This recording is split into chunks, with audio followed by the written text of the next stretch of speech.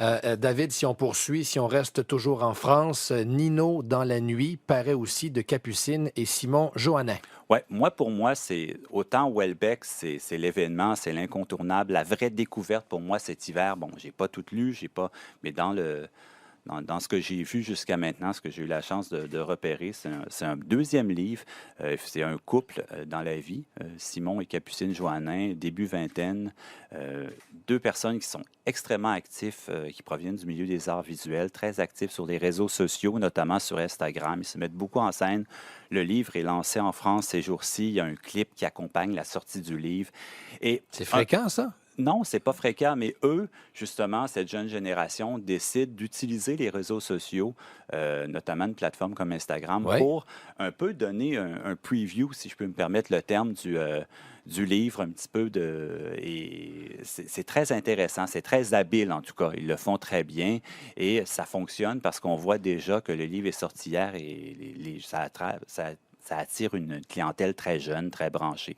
Et il faut dire qu'il y a une vraie écriture, hein. Pour moi, Simon Joannin, qui écrit le livre avec sa copine Capucine, c'est vraiment, je l'avais découvert en 2017 avec un premier roman qui est disponible dès maintenant, parce que ça va paraître, il faut le dire, ça paraît en France ces jours-ci, mais ça va paraître au Québec à la mi-février.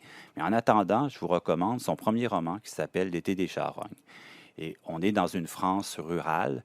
Là, ici, avec Nino dans la nuit, on est à Paris. Et ça raconte ce personnage principal de Nino qui tente de survivre et de faire sa place et dans un Paris plutôt moche, avec des petits boulots, mais aussi en même temps qui a le goût de faire la fête, qui a le goût de s'éclater. Et c'est cette jeune génération qui tente de De faire sa trouver place, sa de place. trouver sa place. Et ça reflète aussi autant Houellebecq est un portrait d'une génération, d'une France actuelle en pleine crise.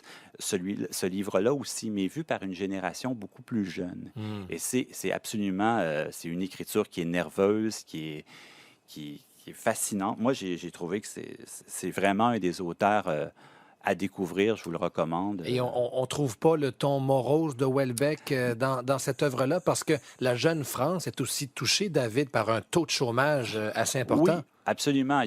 Mais je pense que lui, contrairement à Houellebecq, il y a quand même il y a l'amour, hein, parce que c'est un livre d'amour-passion hein, qui vit avec cette fille Capucine et c'est un couple très fusionnel. Donc, alors que Houellebecq, c'est un peu la tristesse, lui, c'est l'amour qui sauve un peu tout. Il y a un côté très romantique dans ce livre-là, mais il y a aussi le goût de s'éclater, de faire la Hmm. fête, mais il y a aussi de découvrir assez, de se trouver des boulots, survivre et payer un loyer et la réalité du quotidien qui le poursuit constamment. Bon, Donc, il y a alors si aussi, vous voulez ouais. croire en la suite des choses, ben, c'est Nino dans la nuit.